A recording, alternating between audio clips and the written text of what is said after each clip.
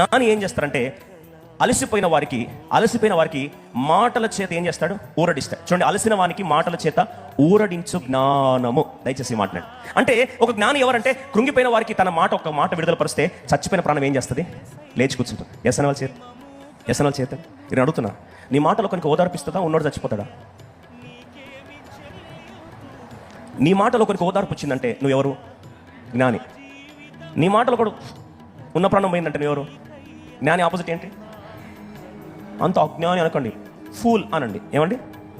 Pool కాదు, pool. ఎవరు pool అట?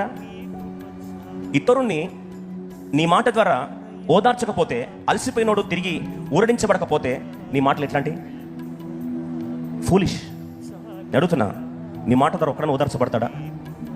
అందుకో బైబిల్ సెలవిస్తుంది, నీ మాటలు ఉప్పేసినట్టు ఉండాలంట, కృపా సహితంగా ఉండాలి. మన మాట నుంచి నోటి నుంచి ఏం రావాలండి? కృప రావాలి.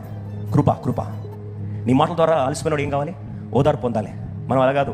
మన మాటలు అంటే ధైర్యం ఉన్నోడు కూడా జీవితం విరక్తి వచ్చి డైరెక్ట్గా సూసైడ్ చేసుకోవడానికి పోతాడు. అట్లుంటాయి మన మాటలు.